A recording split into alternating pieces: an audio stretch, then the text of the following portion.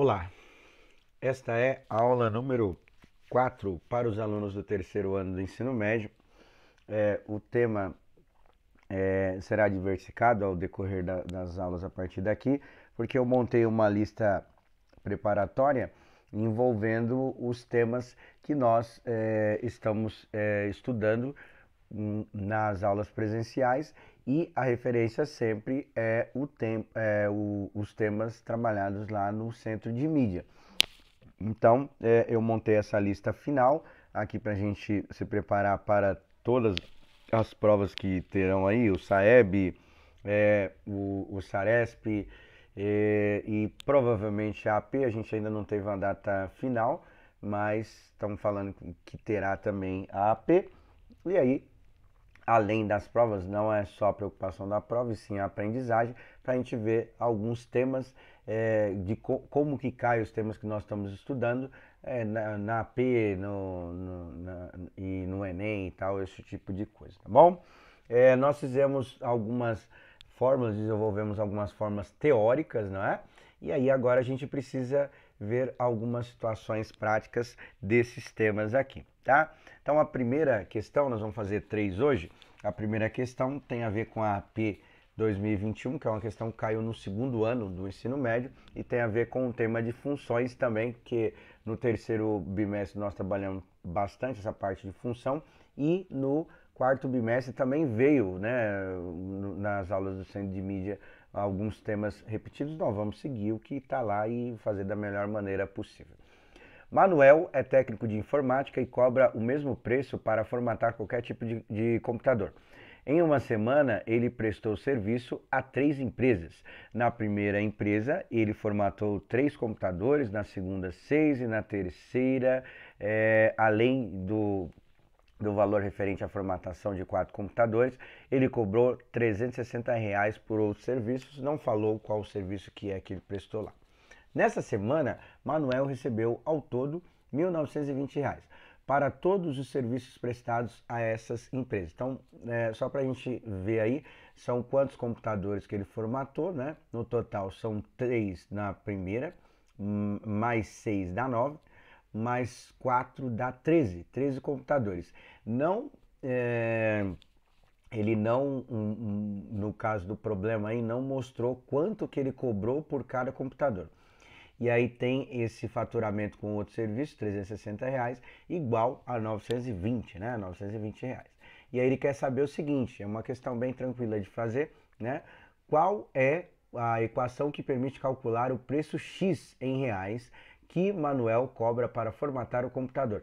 Então tem as equações, a gente precisa descrever qual delas é. Eu aconselho vocês, né, como a gente não tem muito tempo e não vai dar para fazer muita coisa, se vocês quiserem calcular qual é o preço da formatação, depois que vocês descobrirem qual é a alternativa, pode fazer. Na sala de aula a gente fez para dar uma treinada, que é a resolução das equações do primeiro grau, e aí nós temos que escrever uma função, né, uma função do primeiro grau, porque para saber quanto que ele calculou depende do X ali, né? Então vamos lá, escrevendo a função aqui. Eu coloquei só as informações principais. A formatação são 13 computadores, como a gente não sabe, o preço ficou 13x, tá? Tem os outros serviços, R$ 360, então mais esses R$ 360, igual ao total, que é 920. Então tem as informações aí, você olha, vê qual equação que tem esta representação. Esta é a alternativa correta, tá bom? Exercício 2. Esses 2 exercícios próximos que a gente vai fazer, hoje é só 3, tem a ver com as equações e funções do segundo grau, ou chamada de função quadrática também, tá? Um túnel deve ser lacrado com uma tampa de concreto. A secção transversal do túnel e a tampa de concreto tem contornos no arco de parábola, função do segundo grau, né? E mesmas dimensões. Para determinar o custo da obra, o engenheiro deve calcular a área sobre o arco parabólico em questão. Usando o eixo horizontal no nível do chão e o eixo de simetria da parábola como eixo vertical, ou seja, x e y, né, obteve a seguinte equação da parábola: y é igual a 9 menos x ao quadrado, sendo x e y medidos em metros. São as medidas do gráfico representando um desenho, né? Uma representação desta entrada desse túnel. Sabe-se que a área sobre uma parábola como esta é igual a 2/3 da área do retângulo, cujas dimensões são, respectivamente, iguais à base e à altura da entrada do túnel. Continuando, qual é a área da parte frontal da tampa de concreto em metro quadrado? Beleza, né? Bom, eu fiz mais ou menos aqui o desenho da representação de tudo que ele falou, né? Do desenho. Então, repara que tem um retângulo na cor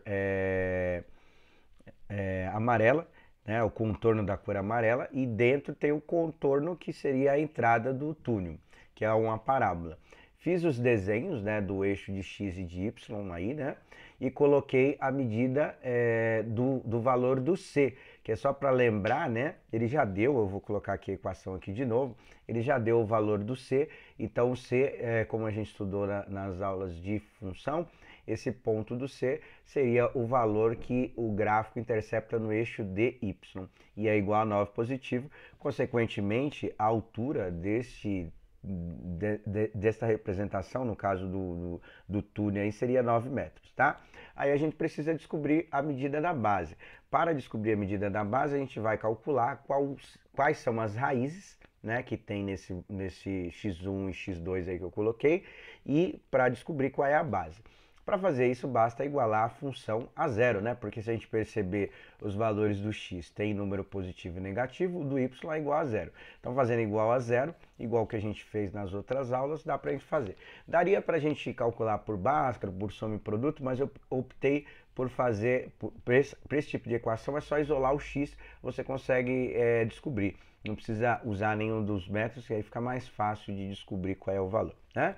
Então esse 9, ele está somando, contrário de somar, subtrair. Então eu deixei aqui para vocês poderem resolver, 0 menos 9 quanto dá, e aí você vai encontrar o valor do x positivo. 0 menos 9, quanto que vai dar? Vai dar um número negativo, não é?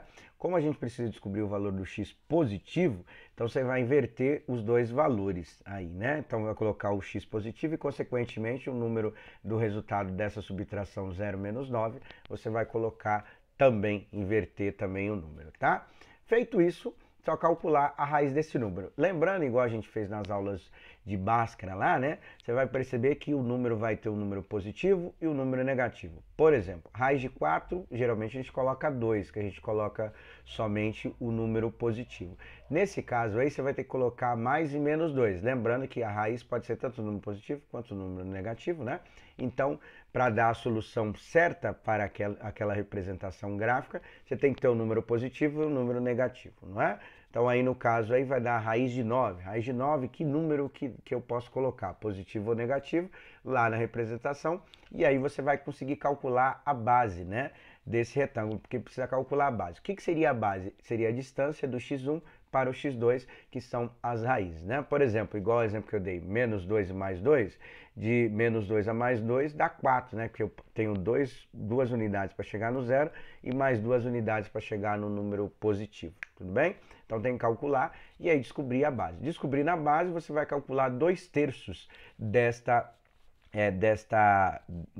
desta área, né? Que ele falou aí, que o arco parabólico sobre esse túnel seria 2/3 da área. Então eu já coloquei aqui para vocês, ó, vai ter que descobrir o B, né? O B você vai descobrir pelo valor da raiz, e aí coloca o valor do B ali, e vai ser 2/3 desta área. Para fazer 2/3 disso aí, é mais fácil fazer a multiplicação primeiro, né, do B, que você vai ter que descobrir qual que vezes o 9, vai dar um número, e 2/3, o que é calcular 2/3 de um número? Você divide primeiro por 2 e multiplica o resultado, divide por 3 e multiplica o resultado por 2. Fica mais fácil fazer assim, sempre dividindo primeiro. Por exemplo, se fosse 90, você ia pegar 90 dividido por 3, vai dar 30, né? E aí faz 30 vezes 2, que é igual a 60, tá bom? Então termina esse cálculo, deixei algumas coisas para vocês completarem, e aí nós vamos fazer o terceiro exercício, que é um pouquinho difícil em relação ao outro também. O outro também é para um nível médio, vamos dizer assim, tá?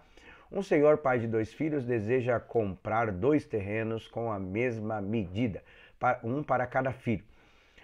Um dos terrenos visitados está demarcado e, embora não tenha um formato convencional, como você observa na figura B, a gente já vai colocar a figura B aí no próximo slide, agradou o filho mais velho, por isso foi comprado. O filho mais novo possui um projeto arquitetônico de uma casa que quer construir, mas para isso precisa que a forma do terreno retangular, né, na forma do terreno retangular, como será mostrado na figura A, tá? Cujo comprimento seja 7 metros maior que a largura. Então aqui está mais ou menos a representação, já foi dado na questão. Tem o formato B, que não é um formato convencional. Dá uma vontade danada de falar que é um triângulo, mas não é, porque a gente tem 4 medidas e o retângulo, o triângulo tem 3, né? E do lado a gente tem um retângulo cuja medida, ele falou que é 7 metros maior o comprimento em relação à largura. Como não falou dessa medida, no desenho mesmo já tem representação x e x mais 7. Por exemplo, se o x for 10, embaixo vai ser 10 mais 7, que é igual a 17, tá? Só para entender a ideia aí, tudo bem? Isso já foi dado no exercício. Para satisfazer o filho mais novo, esse pai precisa encontrar um terreno retangular cujas medidas em metros do comprimento e da largura sejam iguais, respectivamente a... Então tá lá as medidas, né? Ele deu x e x mais 7, a gente precisa descobrir qual é aquela medida x, somar 7 para poder achar as duas medidas. Então repara que é um exercício de área, igual eu falei para vocês quando a gente estava estudando a dedução da fórmula de Bhaskara. A gente tem muitas situações envolvendo aquele conceito que Bhaskara desenvolveu lá no século XIII, né? Que usava muito a fórmula de Bhaskara para problemas envolvendo área, né? Não só de retângulo, de outras medidas, tá?